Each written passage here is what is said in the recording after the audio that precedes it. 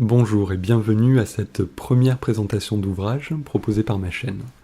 Comme je l'annonçais dans la vidéo d'introduction générale de la chaîne, je proposerai au fil des mois et des années qui viendront des présentations ou des comptes rendus de livres dont le trait commun sera d'être lié de près ou de loin à mon projet de thèse sur Frédéric Lenoir. Frédéric Lenoir, héritier, témoin et acteur de l'émergence d'un néo-christianisme.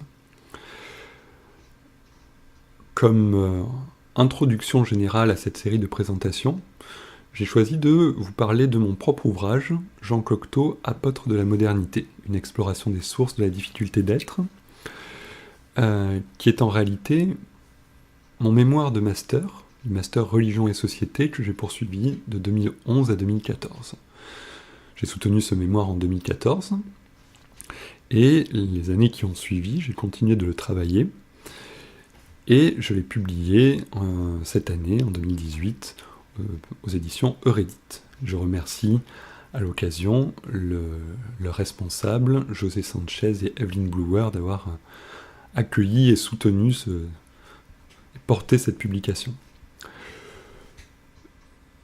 J'ai choisi de vous présenter ce livre comme introduction générale, car en réalité il y a une continuité entre ce mémoire, la reprise que j'ai effectuée dans le livre, et mon projet de thèse sur Frédéric Lenoir. Ce sont les mêmes réflexions qui guident, les mêmes questions qui guident la réflexion, ce sont les mêmes réflexions qui tentent de se déployer, de se formuler, et la continuité n'est pas seulement problématique, si vous voulez, elle est aussi chronologique, puisque Jean Cocteau est mort en 1963, et Frédéric Lenoir est né quelques mois avant, en 1963. Les deux événements ayant eu lieu pendant le Concile Vatican II, qui a eu lieu de 1962 à 1965, et que l'historien Guillaume Cuchet a identifié comme une période charnière dans l'histoire religieuse française.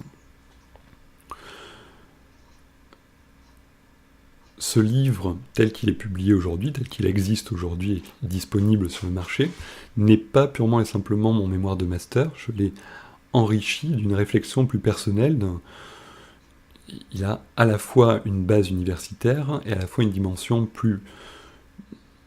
qui relève plus de l'essai. Et dans la présentation que je vous propose aujourd'hui, je vais me limiter à la partie universitaire, à la partie plus proprement historique du travail. Je vous invite, si vous voulez aller plus loin, à vous procurer le livre ou à le consulter dans votre bibliothèque. Je pense que la meilleure manière de vous présenter le livre est de lire la 4e de couverture. Je procéderai de la même façon pour tous les ouvrages que je présenterai sur ma chaîne. Voilà ce que dit la 4e de couverture. En unissant étroitement sa vie et son œuvre, Jean Cocteau livra au public comme un long journal intime, ouvrant de larges fenêtres sur son âme tourmentée par la difficulté d'être. Lecteur passionné de Nietzsche, il lui offrit une adhésion allant jusqu'à la dévotion, imprégnant son œuvre du pessimisme dionysiaque cher aux philosophes, tout en le colorant d'éléments puisés à diverses sources religieuses et ésotériques. Il récapitula ainsi nombre d'aspects de cette modernité dont il fut le témoin et l'apôtre. Les 3 moments majeurs du rapport conflictuel du poète à la foi chrétienne apparaissent dans cet essai sous un jour nouveau: son éphémère retour au catholicisme au contact des Maritains, ses joutes avec Mauriac, et sa troublante relecture de Pascal à l'approche de la mort.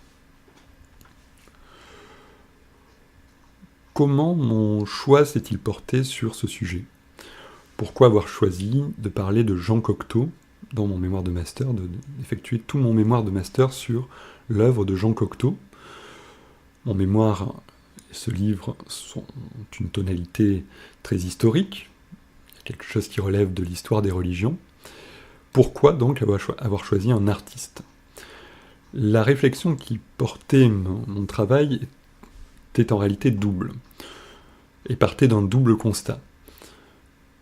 D'un côté, j'avais, comme beaucoup d'autres observateurs de l'histoire religieuse contemporaine, observé un phénomène de sortie du catholicisme, non pas de disparition du catholicisme, mais du passage d'une situation où le catholicisme est la religion de l'immense majorité des Français, et de manière vécue et incarnée, notamment par la pratique des sacrements, à un monde qui est notre monde contemporain, dans lequel le catholicisme est la religion d'une toute petite minorité de Français. Dans les sondages récents, dans les études récentes, je m'appuie là-dessus sur ce qu'en dit l'historien Guillaume Cuchet, nous avons un peu plus de la moitié des Français qui, quand on leur pose la question, répondent que leur religion est le catholicisme, mais nous avons seulement autour de 2% des Français qui respectent cette obligation canonique demandée par l'Église catholique de l'assistance obligatoire à la messe le dimanche. Seulement 2%, autour de 2% des Français vont à la messe tous les dimanches. En parallèle de ce phénomène, alors c'est un phénomène qui ne touche pas que le catholicisme, qui touche toutes les religions constituées. Les gens ont quitté l'appartenance réelle à une religion constituée, d'une manière générale. Et en parallèle de cela, nous voyons le déploiement, le développement de ce que Jean-Louis Schlegel a appelé dans le titre d'un de ses ouvrages la religion à la carte. C'est-à-dire le développement d'une sorte de spiritualité un petit peu flottante, plus individualisée, si vous voulez, où chaque personne se constitue sa religion par une sorte de picorage, et donc n'appartient plus réellement et concrètement à une religion précise, mais en revanche agrège des éléments religieux pour des pratiques plus ou moins importantes dans sa vie. Donc, la toile de fond de la réflexion était la suivante: comment passe-t-on de cette situation à celle-ci?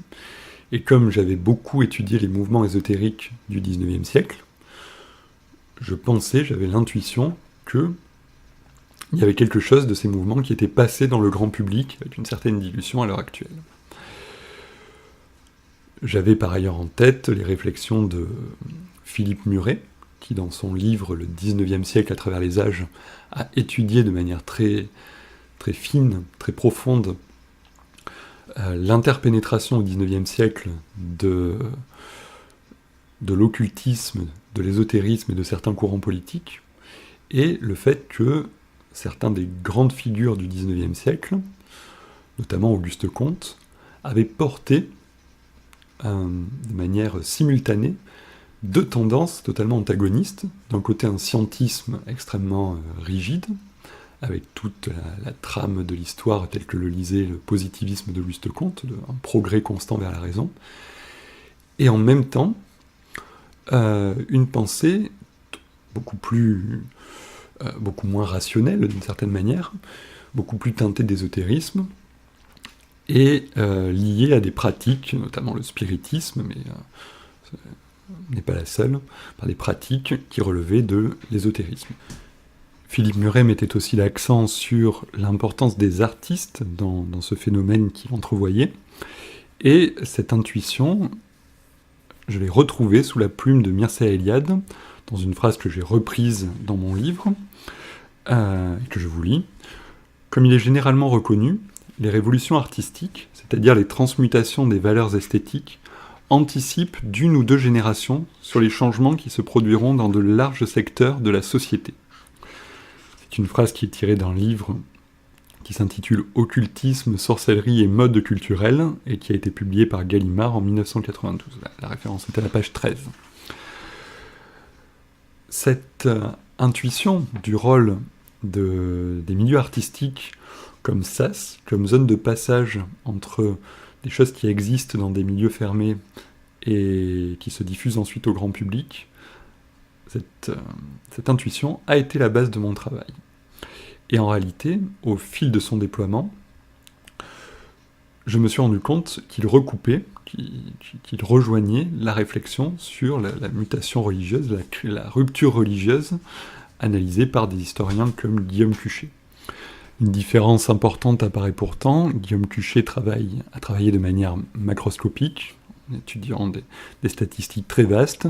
Mon travail à moi propose une réflexion beaucoup plus floue sur le phénomène dans son ensemble, mais en revanche se focalise de manière très, très pointue, très fine, sur ce qui s'est joué dans la conscience d'une personne précise, en l'occurrence Jean Cocteau, et permet, je pense, de comprendre comment peut basculer dans le cœur d'une personne la vie spirituelle d'une religion constituée, le catholicisme, dont venait Cocteau, dans lequel il avait été élevé, vers autre chose dont je vais vous présenter les différents aspects un peu plus loin. Mon travail a commencé de la manière suivante. La première partie est une sorte de présentation à la fois de l'œuvre de Jean Cocteau, de certaines des caractéristiques de cette œuvre, et à la fois de la dimension religieuse qu'il lui donne. Car, pour avoir intitulé mon ouvrage Jean Cocteau, apôtre de la modernité, il fallait bien pouvoir justifier l'emploi de ce mot apôtre. Apôtre évoque une activité religieuse, évoque la propagation d'une doctrine religieuse, d'un contenu religieux, et l'appel à la conversion des personnes à qui il s'adresse. Pourquoi employer ce terme dans le cas de Cocteau ? Vous trouverez sous la vidéo, dans la présentation de la vidéo, la table des matières du livre. Je vais tout de même vous décliner les sous-parties de la première partie. Jean Cocteau apôtre, aperçu d'ensemble de l'œuvre. Dans cette sous-partie, je présente l'œuvre de Jean Cocteau comme une œuvre extrêmement profuse, extrêmement diverse. Jean Cocteau a écrit énormément de poésie, mais il ne s'est pas limité à cela. Il a écrit des romans, des pièces de théâtre, il a composé de la musique, il est l'auteur de ballets, il est l'auteur d'un nombre incalculable de dessins, de films, de fresques, de peintures, de sculptures. C'est un artiste réellement. Il y a une profusion dans son œuvre, une diversité dans son œuvre qui est très frappante. Et pourtant, cette œuvre se présente comme unifiée, fortement unifiée. L'un des éléments de cette unité est la personnalité de Cocteau lui-même, c'est-à-dire qu'il se met en scène dans son œuvre, et son œuvre se présente d'une certaine manière comme une sorte de grand journal intime, une sorte de grande autobiographie, dans laquelle il se met lui-même en scène, que ce soit de façon directe en employant le jeu, ou que ce soit à travers les personnages de ses pièces, ou les intrigues de ses pièces. Et cette caractéristique de son œuvre a été pour moi extrêmement précieuse, extrêmement intéressante, parce qu'elle permettait justement d'avoir accès, jusqu'à un certain point bien évidemment, mais d'avoir accès à la conscience de Cocteau et de voir comment sa vie spirituelle, comment ces conceptions qui relevaient du religieux, du spirituel, comment elles se combinaient, elles s'organisaient, comment les choses se jouaient dans sa conscience, si vous voulez. Unité de l'œuvre.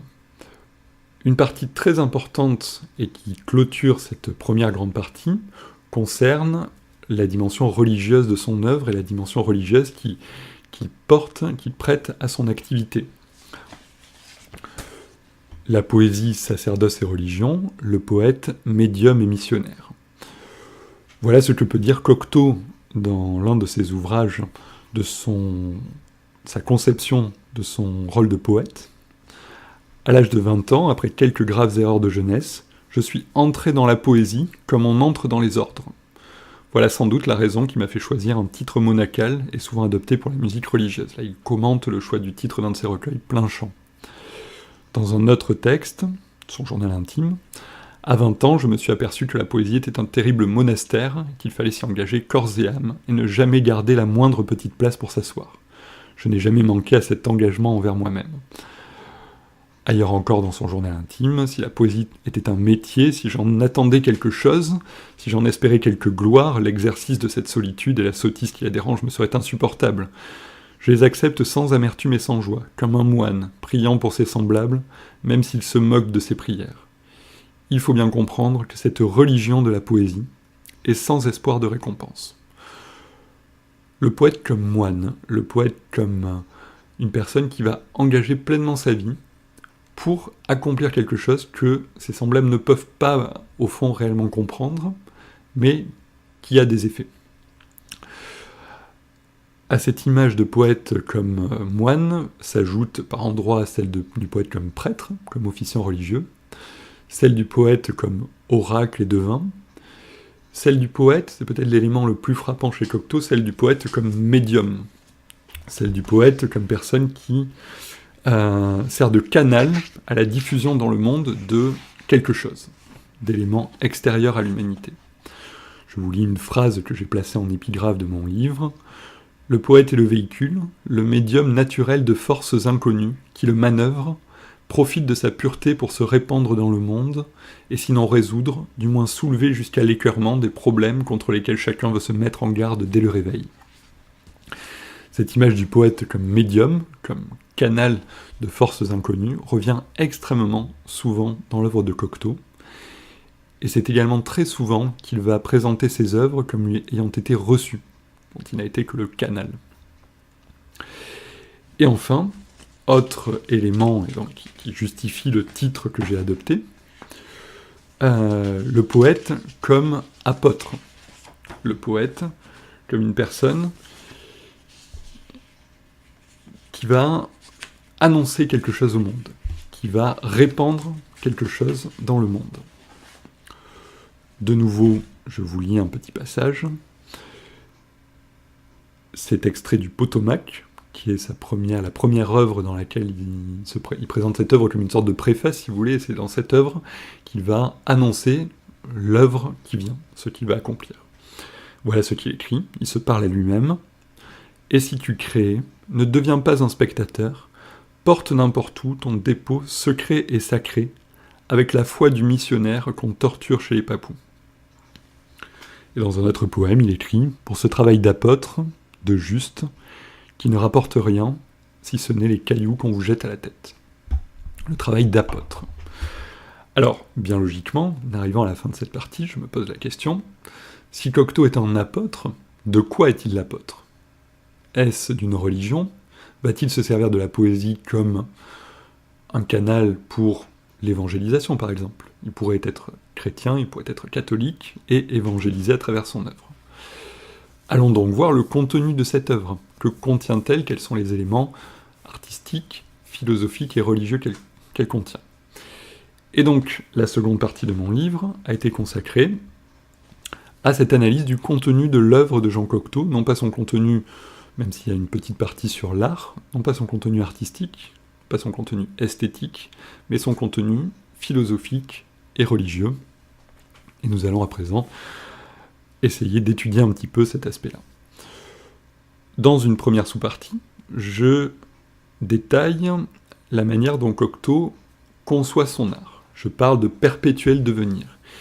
Il ne conçoit son art que comme un dépassement de tout ce qui a été fait avant, comme une sorte de course, d'avancée, de montée, dans un renouvellement permanent. Et c'est pour cette raison que j'ai employé l'expression « perpétuel devenir ». Et en même temps, ce qui est très frappant, ce qu'il exprime à plusieurs endroits de son œuvre, c'est qu'il n'y a pas de quête chez lui. C'est-à-dire que cette pensée, cette espèce de renouvellement permanent, n'est pas portée par une quête qui serait de l'ordre spirituel, de l'ordre philosophique. Elle est portée par une pensée très stable, par une pensée qui a été fixée très tôt, et à laquelle Cocteau adhère et qu'il ne me remet jamais en cause. L'une des formules qu'il emploie, c'est ne pas devenir un embaumeur de vieilles anarchies, si vous voulez. Il ne faut pas que la nouveauté puisse se figer en quelque chose, il faut qu'elle soit tout le temps renouvelée, tout le temps dépassée. Il dit, chacune de mes œuvres guillotine l'autre. Il y a une révolution à chacune des œuvres.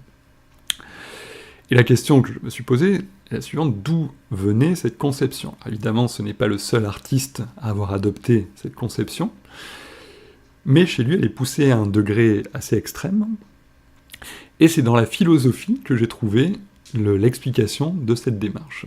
Ce perpétuel devenir ne vient pas tant des influences artistiques qui se sont exercées sur lui, qu'on voit qu'il est très souvent un temps en avance sur ses contemporains, mais elle vient de ses lectures philosophiques. Paradoxe, Jean Cocteau affirme à plusieurs endroits de son œuvre qu'il n'aime pas la philosophie, qu'il n'aime pas les penseurs, qu'il n'aime pas les intellectuels. Et pourtant, c'est un grand lecteur d'un intellectuel majeur du XIXe siècle, et dont l'influence s'exerce de manière très profonde jusqu'à nos jours, et qui est Nietzsche. Cette influence de Nietzsche sur Cocteau, il suffit pour la mesurer de lire ce que Cocteau écrit lui-même dans son journal intime de son rapport à Nietzsche. Je vous lis 2 petits passages de son journal intime. Comme le train de Francine avait 2 heures de retard, j'ai prié le chauffeur de me conduire à Sils Maria. Sils Maria, l'un des endroits en Suisse où a vécu Nietzsche. J'ai, comme Rousseau, une tendance à me changer en fontaine de larmes dès qu'un spectacle m'émeut. Encore faut-il que ce spectacle ne cherche pas à m'émouvoir. La maison de Nietzsche, petite, exquise et qui se montre immédiatement avec la vivacité d'un aphorisme du gai savoir. On y arrive au bout d'un couloir de neige et un bourrelet de neige la couronne. Je m'arrête, paralysé, aveuglé par ces larmes irrésistibles. Doudou me suit, je n'ose me retourner, lui montrer ma figure, lui parler avec une voix de gorge ridicule. Je m'agenouille sur le seuil, je ramasse un peu de neige et je la mange en disant « Bonne neige du seuil où il a posé les pieds, donne-moi un peu d'intelligence. » Comme je m'éloigne, je croise un jeune homme en anorak noir. Je pensais « C'est peut-être un étudiant qui va faire ses dévotions après les miennes. » Et dans un autre passage, « La maison de Nietzsche, 1881-1889. Ici vécut Nietzsche. Pèlerinage nul, les gens passent et ne regardent même pas cette sainte demeure, couleur pétale rose de thé. On y arrive entre 2 talus de neige, et voici ma prière. Vous qui avez tant rêvé d'être un poète, secourez-moi. Vous qui êtes devenu fou à force de solitude, secourez-moi. Vous qui seul avez vu clair chez les aveugles, secourez-moi. J'ai mangé un peu de neige devant la porte, où sont appliqués 2 glands de bois clair, face à face, écœurés par un monde inculte et sans âme. Donc, vous voyez à travers ce passage, Jean Cocteau, disciple de Nietzsche, c'est le titre que j'ai donné à cette sous-partie, Jean Cocteau qui va considérer Nietzsche comme une sorte de maître spirituel et de guide à qui il emboîte le pas. Et pour comprendre cela, il faut avoir en tête la philosophie de Nietzsche. Je consacre dans mon livre à peu près une 20aine de pages à la présentation de l'œuvre de Nietzsche, au rapport qu'il entretient avec la religion. Évidemment, je ne vais pas pouvoir le résumer en quelques mots. Il faut simplement comprendre que Nietzsche arrive dans l'histoire de la philosophie sur une espèce de remise en cause très profonde de toutes les explications métaphysiques de la vie et du monde. Et à la suite de Schopenhauer, Nietzsche affirme ce qu'il conçoit comme un dépassement de ce qui a été cru et pensé par le passé. Mais à la différence de Schopenhauer, il ne va pas en tirer une forme de pessimisme, de désespoir, il va en tirer au contraire une grande exaltation. Et vous avez cette formule célèbre « Dieu est mort » qui synthétise en quelque sorte le cœur de la pensée de Nietzsche, c'est-à-dire le rejet, le dépassement, ce qu'il conçoit comme un dépassement, de toutes les croyances religieuses, de toutes les conceptions métaphysiques. Et chez Nietzsche, la prise de conscience de cette mort de Dieu doit conduire au dépassement de l'humanité telle qu'elle a existé par le passé, et c'est le fameux surhumain. Qu'est-ce que le surhumain chez Nietzsche ? C'est cet être qui a pris conscience, pas seulement de la mort de Dieu, mais même du non-sens de l'existence, du non-sens de la vie. Il y a des passages très forts qu'il écrit à ce sujet. « Gardons-nous de dire qu'il y a des lois dans la nature, il n'y a que des nécessités, nul n'y commande, nul n'y obéit, nul ne transgresse. » Si vous savez qu'il n'y a pas de but, vous savez aussi qu'il n'y a pas de hasard. C'est seulement aux côtés d'un monde de but que le terme de hasard a un sens. Gardons-nous de dire que la mort est le contraire de la vie. Le vivant n'est qu'un genre du mort et un genre très rare. Gardons-nous de penser que le monde crée éternellement du nouveau, il n'y a pas de substance d'une durée éternelle, la matière est une erreur, au même titre que le dieu des Éléates. Mais quand en aurons-nous fini avec notre prudence et notre circonspection ? Quand donc toutes ces ombres de Dieu cesseront-elles de nous assombrir ? Quand donc aurons-nous totalement dédivinisé la nature ? Quand aurons-nous le droit de commencer à naturaliser les hommes que nous sommes au moyen de cette nature purifiée, récemment découverte et récemment délivrée ? Vous voyez, chez Nietzsche, il y a cette affirmation ferme, indéboulonnable, que la vie n'a pas de sens, qu'il n'y a pas à chercher de vérité ou d'explication du monde. Il condense cela dans une formule, une espèce de synthèse, rien n'est vrai. Et chez Nietzsche, il va y avoir un travail à accomplir, à la fois de destruction de tous les systèmes anciens d'explication, de compréhension du monde, et à la fois de construction d'un marchepied vers ce qu'il estime être un stade dépassé de l'humanité, qui va être le surhumain. Et dans cette pensée nietzschéenne, il y a quelque chose d'assez paradoxal, c'est qu'il va accepter certaines formes de mensonges, de ce qu'il présente lui-même comme des sortes d'illusions, mais selon lui des illusions qui servent justement de marchepied vers ce nouvel âge de l'humanité qu'il appelle. Et très intéressant de voir que parmi ces illusions qu'il encourage, il y a deux choses, l'art et ce qu'il va appeler la superstition.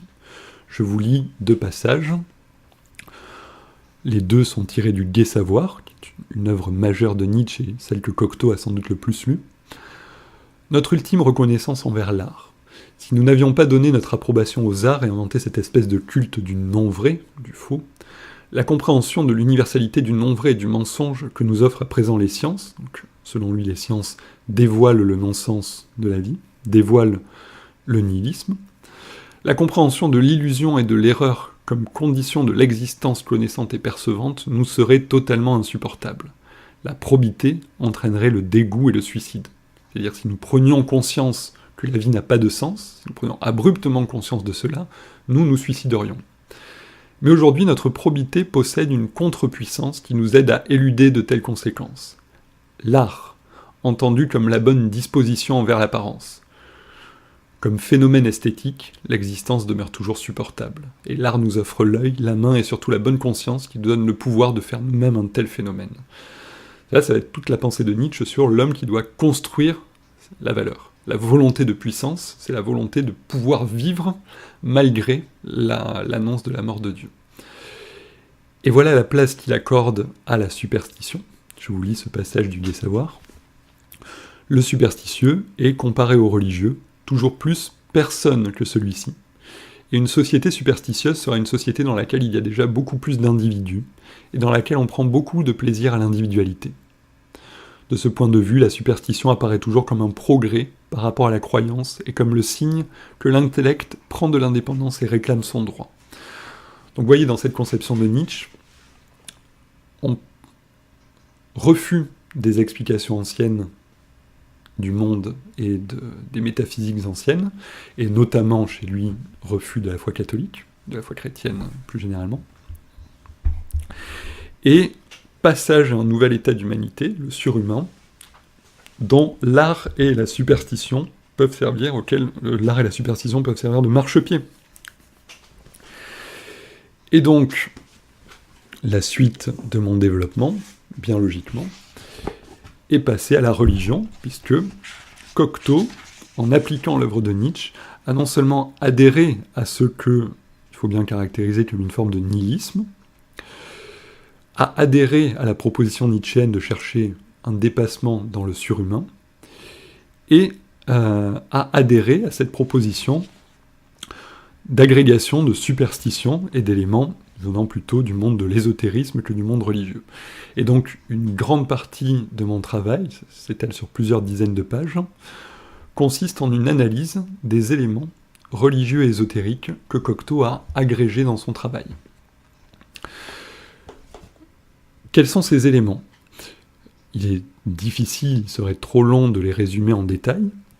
Je vous en présente seulement les grandes lignes. Cocteau a pratiqué et a infusé dans son œuvre le spiritisme dont l'historien Guillaume Cuchet a écrit l'histoire dans un livre publié il y a quelques années. Spiritisme qui a été un véritable phénomène de société au XIXe siècle et dont la pratique continue de se déployer de manière plus souterraine qu'à l'époque, jusqu'à nos jours.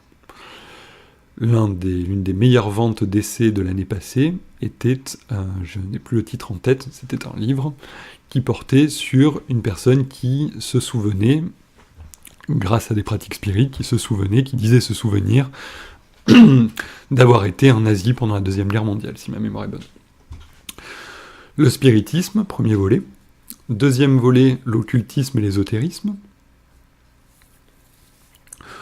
Très difficile à résumer en peu de mots, je vous invite, si vous voulez vous plonger dans le sujet, à lire le Que sais-je d'Antoine Fèvre, intitulé L'ésotérisme, dans lequel il décrit ces courants. L'ésotérisme, en réalité, beaucoup de choses qui sont actuellement présentes dans l'ésotérisme viennent de la Renaissance, mais dans la Renaissance, cela concernait un nombre extrêmement restreint de personnes, et tout au long de la période moderne, cela est resté l'apanage de quelques cercles très fermés. En revanche, au XIXe siècle, l'ésotérisme a pris un essor inédit. Le livre de Philippe Muret dont j'ai parlé en introduction, Le XIXe siècle à travers les âges, est un très bon moyen sa lecture est un très bon moyen de prendre conscience de cela. On ne se rend pas vraiment compte aujourd'hui, mais le XIXe siècle, qui nous apparaît souvent comme le siècle du triomphe de la raison et de la science, est en réalité le siècle du déploiement de manière très, très forte, très, très profonde, de grands courants ésotériques qui se prolongent jusqu'à aujourd'hui. L'un des épicentres de ce déploiement a été la Société théosophique, qui a été fondée en 1875, et qui est à la source, en grande partie, de la diffusion actuelle, entre autres du bouddhisme, d'un bouddhisme occidentalisé, et de pratiques telles que le yoga ou telles que la méditation, issues de diverses spiritualités orientales, mais refaçonnées pour correspondre à la mentalité des Européens. Tout ceci a ses racines dans le XIXe siècle, et l'œuvre de Cocteau en contient les germes. Je ne peux pas développer plus que ça, car j'ai déjà été un peu long. Je me suis posé ensuite la question des sources de Jean Cocteau. Quelles ont été ses sources ? Et cela a été assez surprenant pour moi de découvrir qu'il lisait très peu. Lui qui était un grand lecteur, lisait très peu sur ces sujets, et toutes ces choses lui parvenaient essentiellement par le biais de ses fréquentations et de ses amitiés qui étaient très nombreuses. Dans la troisième grande partie de mon ouvrage, c'est sans doute là que la dimension dont je vous parlais en introduction, la partie personnelle et la dimension d'essai est la plus marquante et la plus forte. C'est dans cette partie que j'analyse le rapport de Jean Cocteau à la foi catholique et à l'Église catholique. Car l'itinéraire de Cocteau a été marqué,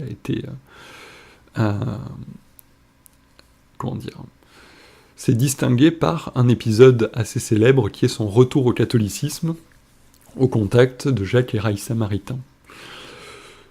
Ce retour au catholicisme a fait suite à une crise personnelle assez profonde, suite à la mort de Raymond Radiguet, et pendant quelques mois, au contact de Jacques et Raïssa Maritain, Jean Cocteau est redevenu très sincèrement catholique. Il s'est confessé, il s'est mis à communier et à se confesser régulièrement, il a approfondi ses connaissances de la doctrine catholique, il a manifesté, témoigné publiquement de ce retour à la foi catholique, à travers un livre, la lettre à Jacques Maritain, à laquelle Maritain a répondu, et peu de temps après, pourtant, il a quitté. Il a mis fin à ce retour.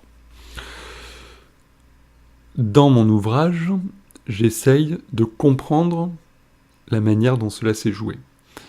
Et cette proposition d'explication, cette tentative de compréhension, est enrichie par deux autres épisodes de la vie intérieure de Cocteau, donc qui se manifestent extérieurement. Un conflit public avec François Mauriac, à propos d'une pièce de théâtre de Jean Cocteau, Bacchus. Cette pièce de théâtre porte à la fois sur la naissance du protestantisme, et à la fois réactive le débat de Jean Cocteau avec Jacques Maritain, à travers les deux personnages centraux de la pièce, Hans, qui est le Bacchus, et le cardinal de passage dans la ville, Dans les dialogues entre les deux personnages, Jean Cocteau réactive son débat avec Maritain, et on voit à travers cette pièce, et à travers le débat, la joute qui a suivi publiquement avec François Mauriac, comment Cocteau, pour quelles raisons Cocteau refuse la foi catholique et refuse l'appartenance à l'Église. C'est à partir de cela que je développe un certain nombre de réflexions sur la religion à la carte et la conception individualiste de la religion, qui est celle de Cocteau.